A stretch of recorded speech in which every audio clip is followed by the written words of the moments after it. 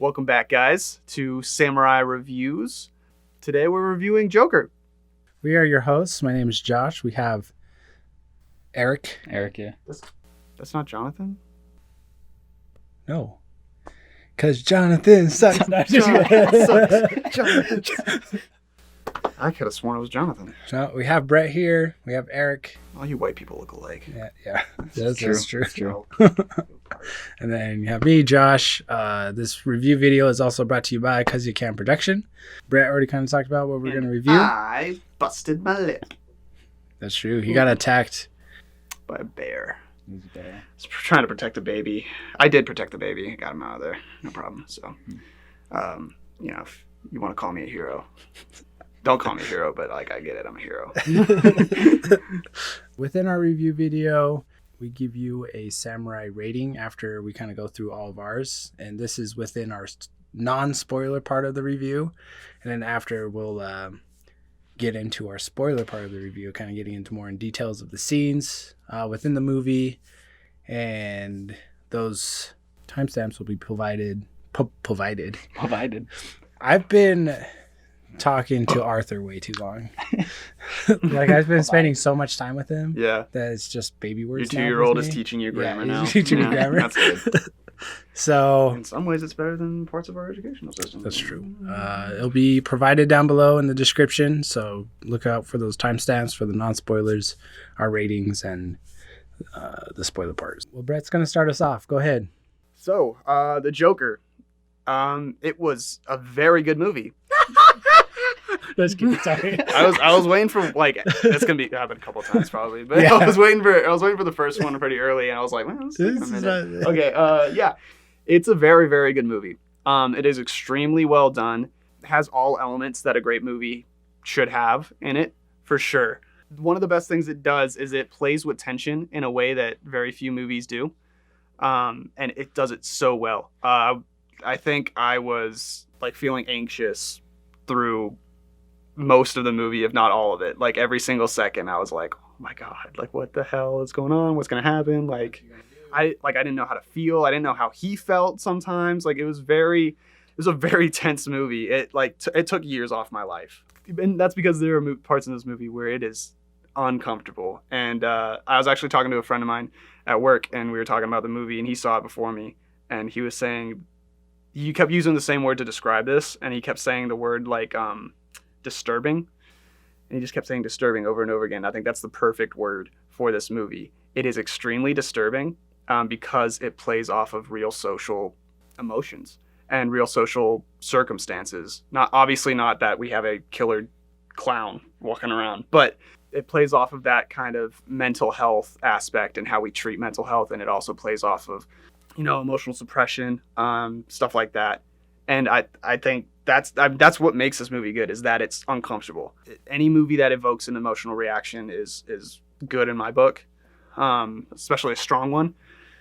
And I think this does it. It doesn't really matter what that emotion is. It's a really, really good movie. I would like to address the controversy surrounding this movie, because a lot of people think that it is too disturbing, or it is it's too, I don't know, gross, I guess, or it goes too far, pretty much. There's a lot of people saying that, and then there's people on the other side that are basically just getting really frustrated with these people that feel that way.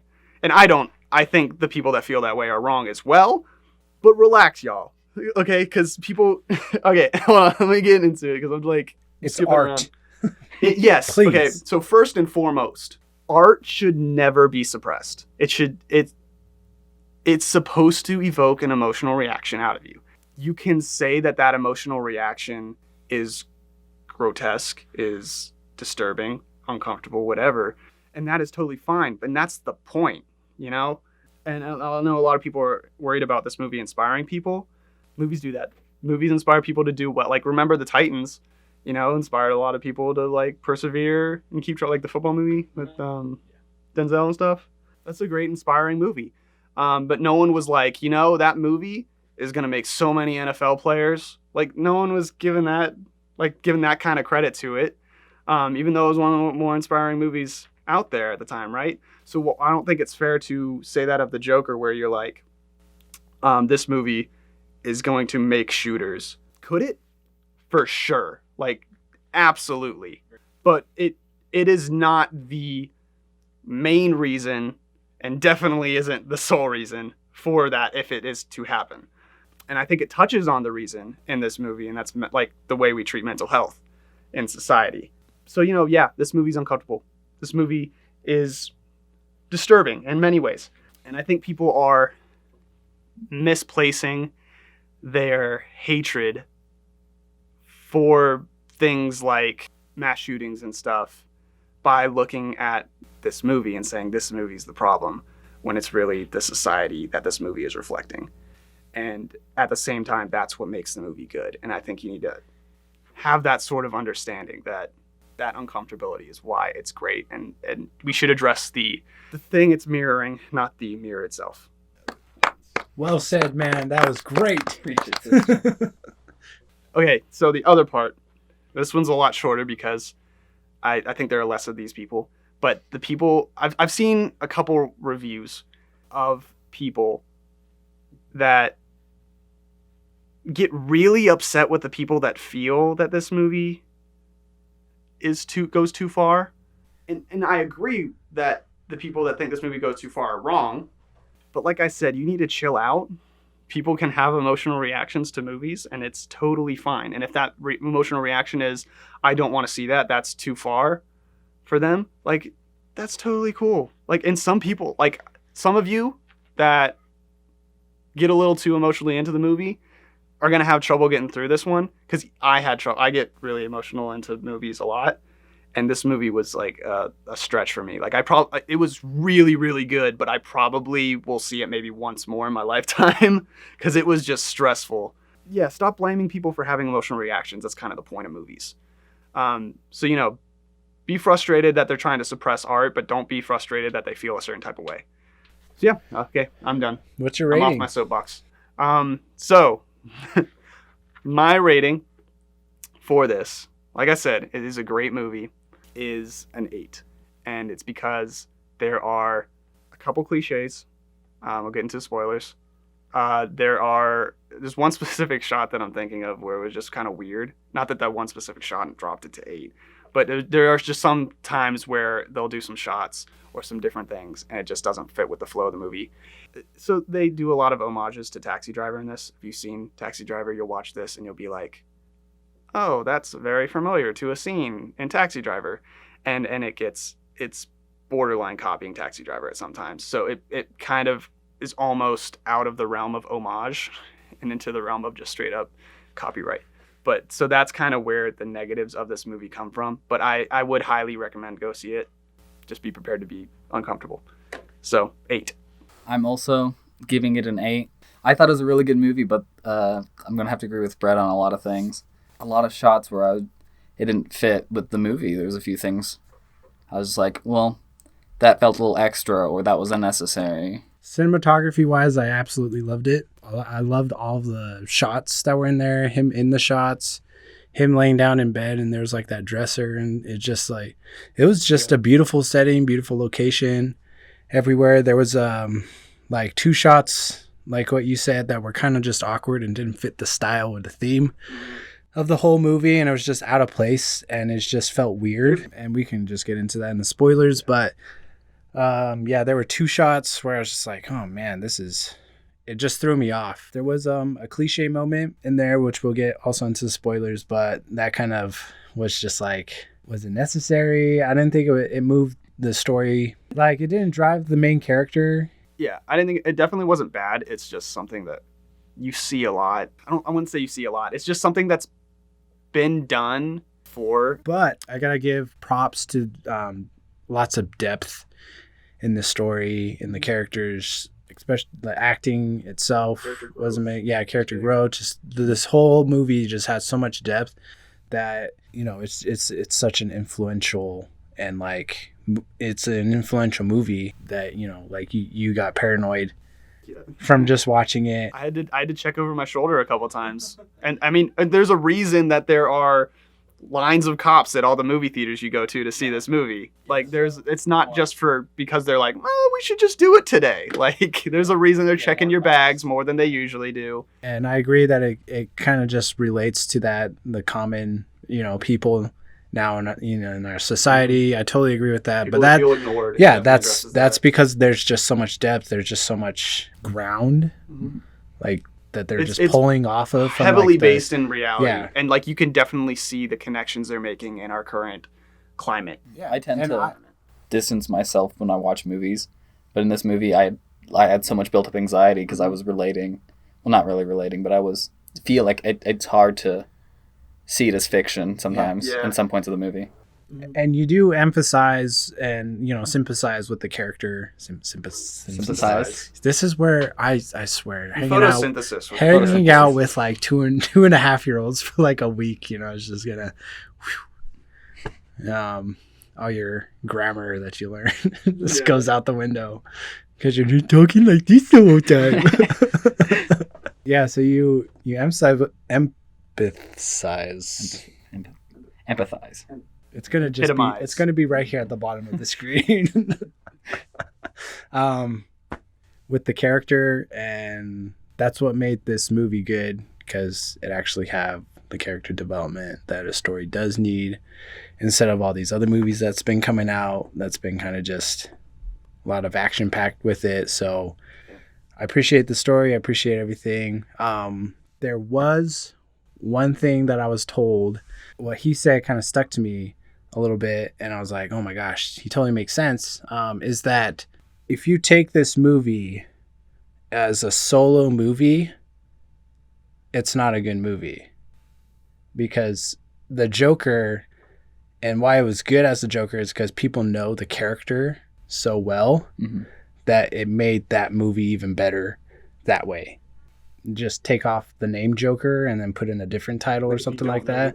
Yeah. It's not going to be as good movie. So as a solo film, it's not good. And that's what kind of dropped it down a point for me. And so I give my rating an 8 as well. I did have it as a 9 because I absolutely enjoyed everything else. And besides like the 2 shots and the cliche, like that also dropped it down to a 9. But like what he said kind of just like, I was like, oh my gosh, yeah, you're totally right. Because it did have like, everybody knows the Joker. And if it was a standalone movie, it just wouldn't have that impact as it would if it didn't have like the Joker name added onto it. If you're taking it like the Oscar wise of it, like an award kind of like film, I don't think it'll win Best Picture, but he can definitely win as a good actor for it. But just because it wasn't a good standalone film, it's not gonna probably make it to that thing, even though I wanted to, because it was just so pretty. It was. And just so beautiful, and some of the shots and just the acting just carried those scenes forward and stuff. I just don't think it should be in the run for it.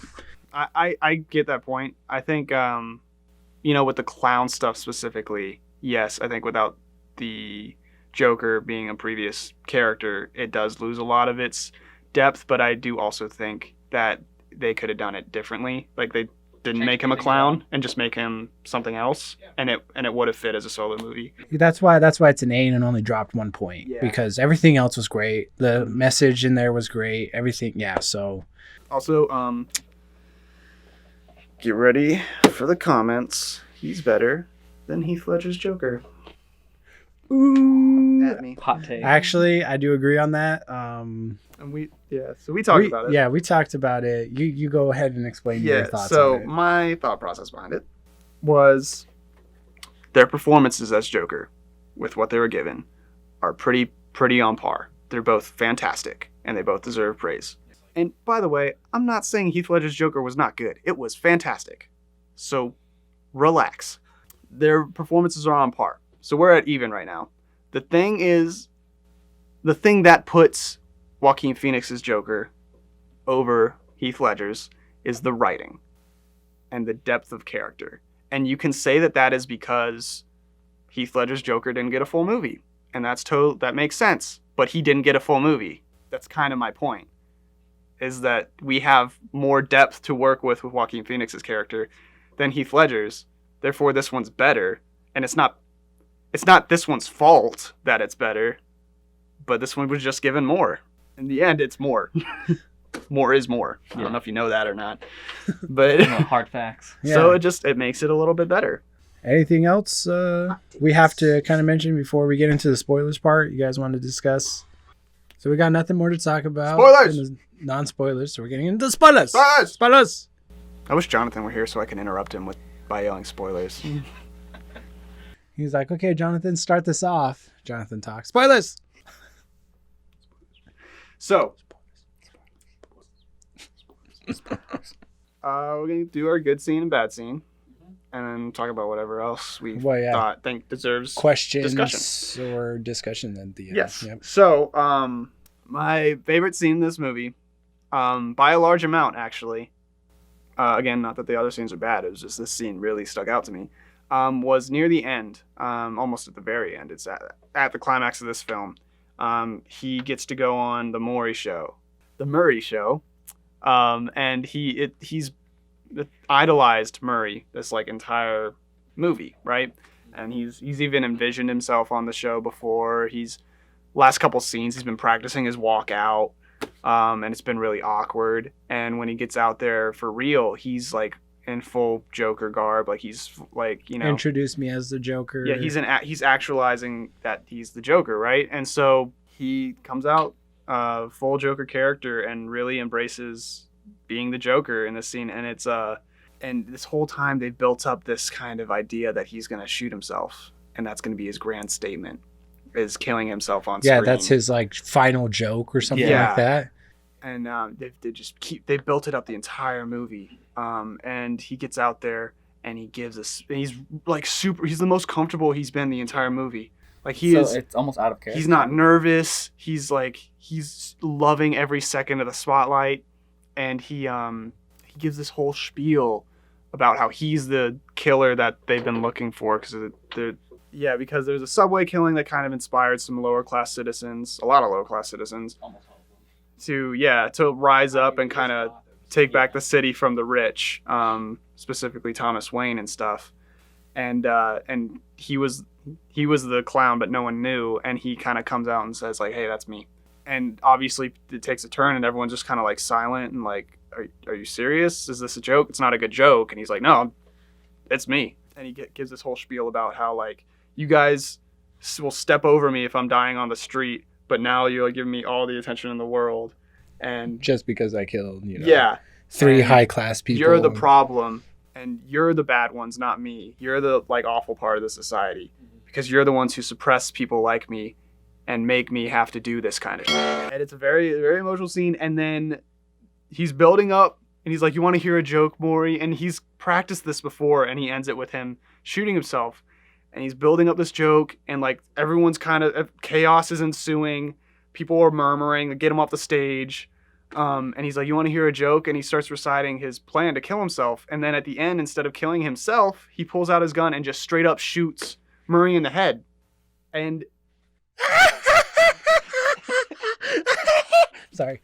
Yeah. Just got to do it. But that's the thing that makes the scene really good. And I kind of was trying to set it up for you so you'd understand if you haven't seen it and you're just watching the spoilers. There's no dramatic turn to this moment. There's no like zoom in on the face kind of cliche or dramatic music in the background. It just has you focus on the chaos. And it makes you feel like, you're watching your late night show and the host that you love just gets shot, and you're just kind of like, how do you react to that? And you don't, it's raw. It's very like a raw emotional feeling that it gives you, where you're just kind of like, I don't know how to react to this. And it just lets you linger with it. And it has, the crowd shouting in the background. It was very, very well directed scene. Cause he has everyone doing their part, the people on the side. You have, the stage operators and stuff, and the way Maury just kind of like, he just dies, just gets shot in the head, so he just boom. And then obviously Joaquin Phoenix. It's just everything fits so well in this chaotic mess, and you just really feel that chaos in this scene. And it definitely had me just kind of like stunned. Mm-hmm. And I feel like that was a good scene because it was that was one of my favorite scenes as well. Mm-hmm. Just that raw, scene that he had that fit the Joker's character so well because he is chaotic and he's crazy. Off of it, that's what he wanted. Yeah, and you just saw that whole thing, and it was just that was his scene, and that's why it was so good. Yeah, I think one of my favorite parts of that scene was when he asked him, "Do you want to hear a joke?" And he's like, "No, I think we're done." And then that's when it escalates. That's when it. He's like, "Don't interrupt me. I'm gonna tell my joke." Smiling the whole time. Yeah. He's like, or when he asks where the punchline, he's like, "There is no punchline. This is how it works. This is what's happening." It is a very it's raw scene, and I think that was the most disturbed I got was after that scene because I was just I felt that kind of that moment where they just snap and they're just like, you know what, bang, as you could I've seen that moment multiple times. The character of Murray, he reminded me of I think he was supposed to be Johnny Carson, and so I liked him as soon as I saw him. Yeah. So when that scene hit, it almost hit me personally, and I was like, yeah, you just think of if you watch late night, you think of your late night guy. Yeah, it felt like I was watching a late night show, and I'm like, oh wow. That was also one of the other things is that it wasn't just Joaquin Phoenix acting. Mm-hmm. that made all of this this movie good. Even the extra ones that died, all the bullies and stuff, the three guys. Rich people in the subway, their acting. Yeah, everything felt real. Robert almost. De Niro's acting. All those little extras on the sides, like you said, we're just on point. That gives all credit to the environment that they build. Yeah, they built a really good Gotham. Way too good. It felt like I was like, Thomas Wayne was even good for his acting. I was Thomas just Wayne was what a great the heck? character. You got to give credit to Robert De Niro. He played an absolute great job. You love him from the beginning, and then you just see that happen at the end. That was the only time that I've ever blurted out in the theaters. I was like, "Oh." The thing is, you see it coming a little bit, but it's just it just happens. You feel it way harder than you expect to. I was expecting more of a build up to it. Now it's gonna happen, but it kind of just now he's just got shot. Yeah. So, what's your most disliked scene? Yeah. Or disliked part of the movie? I'll talk about the cliche a little bit too in this. I'll start with the scene because it's short and then there's not a lot to say other than it looked bad. There's a scene where he gets on a bus and it just kind of pans in on him because he's sitting on the back of the bus and the windows on the bus are showing the city and it's kind of blurred out and it just looks so bad. It's obvious green screen and it's not even it's college student green screen level. It's not good. And it just doesn't he's not in a city. He's just in a bus.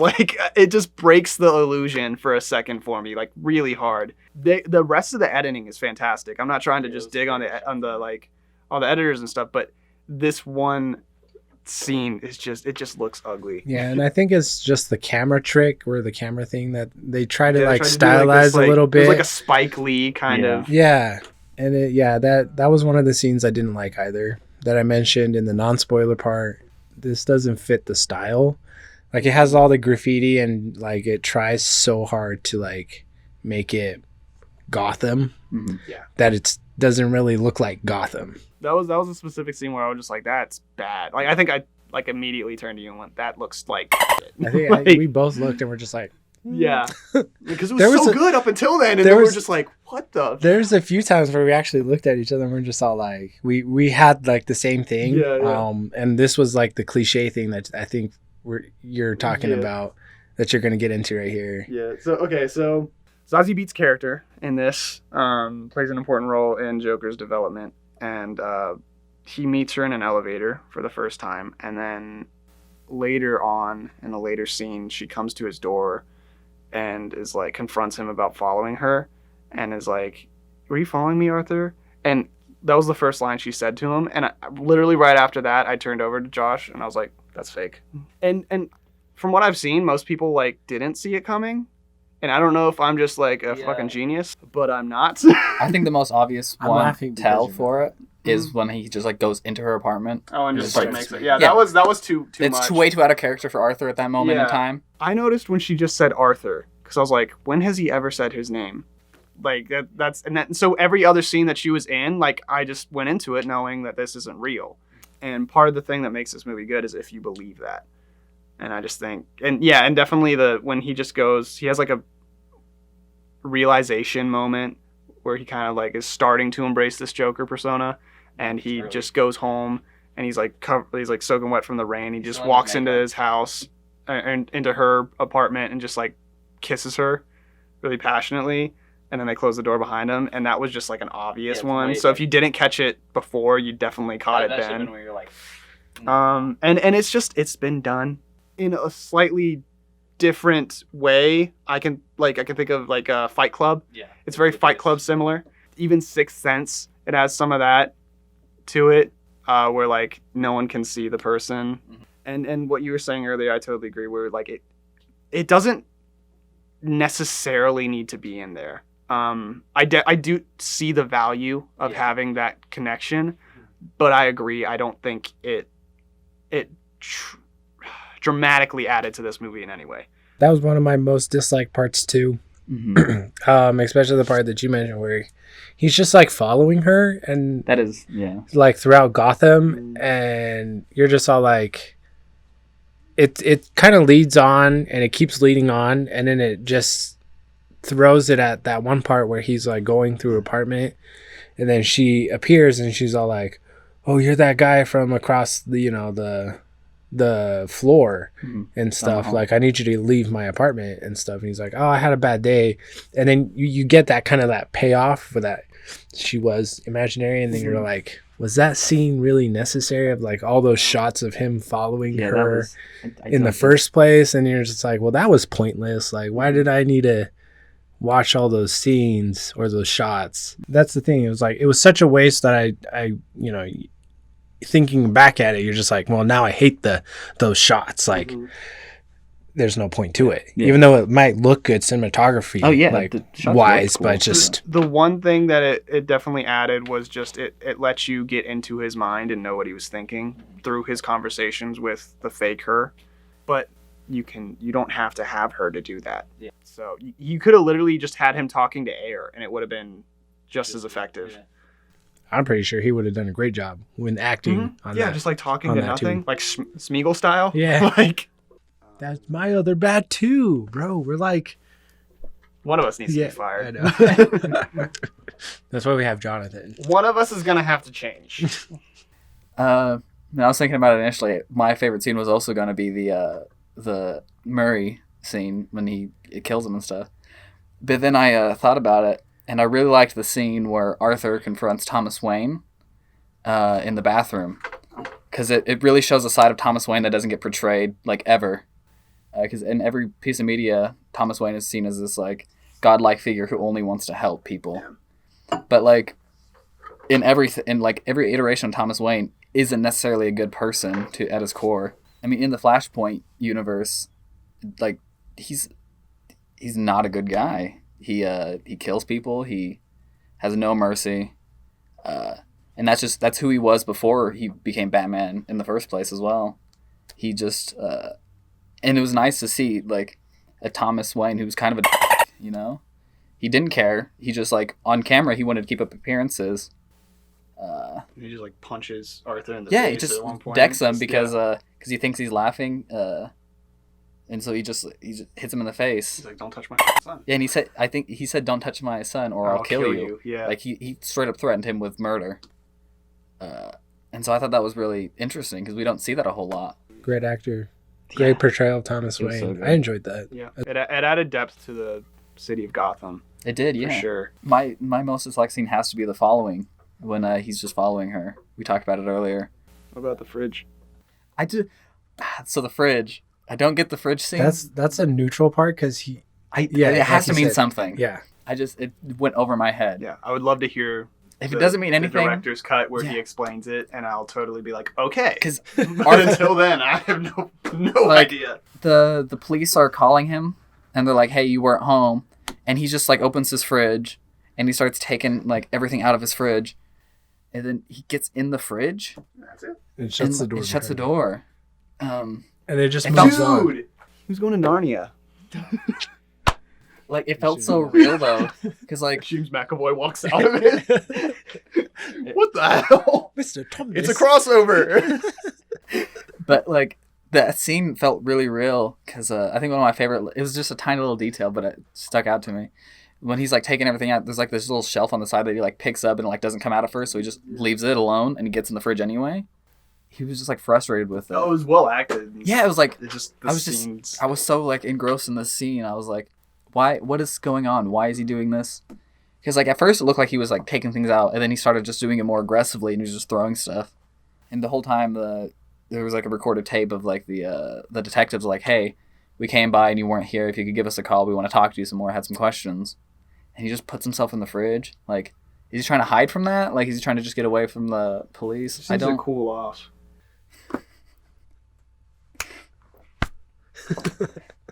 So... Got him. So I like that scene, but I also didn't because I just don't get it. It was a pretty chill scene, though. These puns. I think he was just trying to be a nice guy.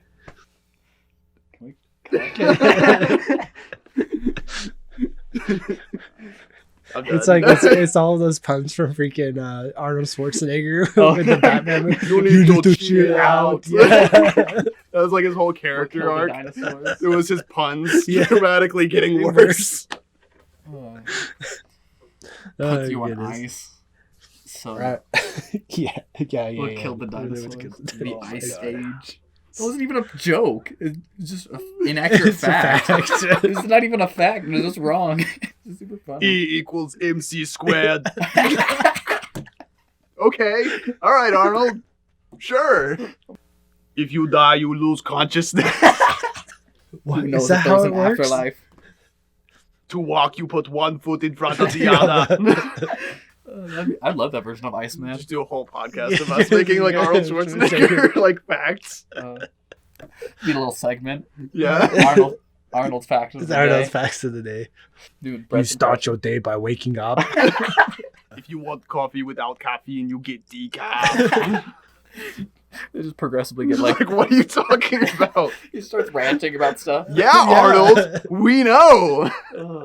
All right. Back to the review. Brett kind of touched on my favorite scene. That was when I had the biggest reaction. My other favorite scene that I really enjoyed was when he was doing his stand-up comedy for the first time, and that scene was just so awkward, and him just breaking out in laughter, and you're just like, this is the most like. Yeah, I knew like before he went on stage, I'm like, I'm not gonna like this. And like I said, I'd like usually disconnect from movies, but like I felt so much like anxiety like for him. Yeah, it was like so awkward. I felt embarrassed, and I was. Yeah, you really felt with him too, where you're just like, oh man, I'm so sorry. But then like you get to that scene where he's on the Murray Show and he's so comfortable and he's like not laughing. He's not his like mental laugh whatever condition that he has like isn't coming out. Like, and you see just that transition and that character development to it. Like, I was just like, those scenes kind of work hand in hand, and that's why I like those scenes, and those scenes really stood out to me. Just like I said with my dislike scene was the, I mentioned it before, was the her just following her. Like, it was just pointless. Yeah. Give props to the director for sure. This guy, the director, he's directed and written all of the Hangover movies. So him coming out with his first dramatic movie and doing such a well job on it. I want to see more projects from him and what his other like his range that he can do, his versatility, and what he can make. I'm excited for him. That's all I got to say. That's my end of discussion part. One last thing we'll touch on, or at least one more. Yeah, so we were discussing when the Joker becomes the Joker. And I see Arthur and Joker as kind of two different characters, because it feels like he kind of overtakes him at one point. Like Arthur was just like body that the Joker could take and have, because Arthur was just slowly losing his grip on reality. Because like at the beginning of the movie, I could like sympathize with him, like, well, yeah, that sucks, man. I feel bad for you. Like, nobody should have to go through that. After the subway killings, he just runs, and I'm like, well, he feels bad. So he's like, he's at that point where like he can come back from that. But then he gets to a bathroom and he shuts the door. And he's like nervous. He's like holding the door. Yeah, then he starts dancing, and I'm like, he doesn't feel guilty. He enjoyed it. Yeah, that's that's the dance. Yeah. So I think that's a little bit of the Joker like starting to emerge. Oh, when he's writing in the journal, that's what I was gonna go to. He starts writing with his right hand. And it's all pretty. Yeah, and it's nicer. It's not nicer. It's nicer. You can tell the difference. And it makes a little more sense, and it's and then he puts the pen down, and then he writes with his left hand, and that's when he wrote like the worst part about a mental illness is like people want you to behave as if you don't. It's very interesting because Arthur, like I see Arthur as using like the right, like Arthur's right-handed, but the Joker being more chaotic is left-handed. You know, and that's a symptom of DID in a lot of like people that have DID. There's some of their personalities will write left-handed, and then they'll get back to their right-handed personality, and the doctor will be like, "Can you write left-handed?" And they can't do it. So they're playing on mental illness there, and I thought that was really cool. The stance on mental illness is really good throughout the whole movie. It's definitely a really good character study on that kind of stuff. Another thing that it could be related to it, if this is even what they were intending, was when he does shoot Murray, he uses his left hand to fire the gun. And I think he uses his left hand for most of them. I think he fires with his right when he's on the subway, because that's Arthur defending himself. But then whenever he does any of the Joker stuff, it's with his left hand with the gun. It'd be cool if like all the practices where he was pretending to kill himself was right-handed. And so that's another thing that like I think that it's more of a personality disorder rather than him. Like I think Arthur is a different person that slowly like loses control of that body. I think throughout the movie, he slowly becomes more and more of the Joker when he cuts ties with anybody related to Arthur. And then he kills his mother. And this is when he stops having that like medical condition laugh. And so I think that was just like, that's Arthur's medical condition. The Joker doesn't have this like laughing when nervous condition. Mm-hmm. So he doesn't do that anymore because this is like the Joker is starting to take over. And then he kills Randall. Yeah. And that's when Brett thinks the Joker, like that's his Joker moment. I think that's I don't think that's when he fully becomes the Joker. I think he's still like he's holding on to Arthur a little bit because he spares Gary. And I think if he was fully Joker at that point, he wouldn't have spared Gary because he wouldn't have cared that he was nice to him. But Arthur still has that little bit of humanity. I mean, Joker doesn't kill everybody though. I think leaving him alive fed on the Joker personality by adding another piece to the chaos puzzle that he was weaving. I think when he finally cuts his ties to Arthur completely by killing his idol, Murray. So you think it was when he pulled the trigger? I think it was right before, because I think Joker is the one that like, that's why he tells him like he's like Joker takes control of the body during the when he's in like the dressing room and he like wrote on the mirror and he tells him like introduce me as Joker because like that's who's talking to him. It's not Arthur, it's Joker. That's just the first time he said call me Joker. Mm-hmm. He could have felt that he was Joker before that though. It was when he killed his mother that he stopped having the condition. So I think that's when the Joker like it's more of like instead of Arthur with having the Joker as the side personality, it's more like Joker with Arthur being in the background. But once like he goes on to the show, Arthur kind of just like that's when Arthur starts leaving. And then so Joker is the one doing all the talking. Well, I think Arthur has a lot of the talking because Arthur is like he starts getting emotional when he's talking. But I think as soon as he's done talking, and he's just like as soon as he's done giving the speech about being like treated as if he didn't existed, I think that's when Joker's like, okay, now it's my turn, and then he fires the gun. Like when he says, "Do you want to hear a joke?" That's Joker. Arthur's gone. Or no longer Arthur, it's Joker. Mm-hmm. And then he pulls the trigger. And so that's when I think he is fully the Joker. That's when he has no more ties to Arthur. Arthur's gone. I think it's, the scene where he's putting on his makeup before he's going on the Murray show and he kills his friends. I think that was the first moment where he was just fully embracing being the Joker. Especially the way they filmed the scene where he's putting his makeup on. It was very dramatic. It was a very, real scene where, he's putting it on. Like, he's fully... I think that the Joker is he's ingesting the paint. He's like, this is me now. And he's, like, really, like, careful. He's enjoying putting on that makeup. Like, I think that's...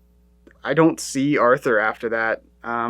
he runs away from the cops. He See, causes a riot. That was another thing. I forgot to touch on that. Whenever he is running from the cops, there's fear. I don't think there was fear I feel like he was scared, and I feel like that was Arthur, like, oh no.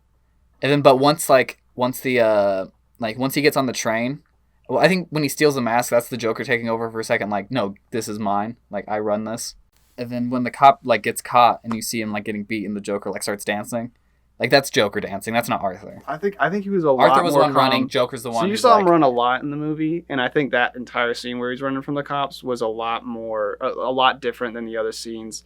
And I think him running doesn't mean that's not the Joker. Like, I think the Joker was like, I have to run because I have to do this plan that I have for the Murray show. I think he's, calculating the odds and being like, right now what's important is that I get to this show and I have my, like, coming out party.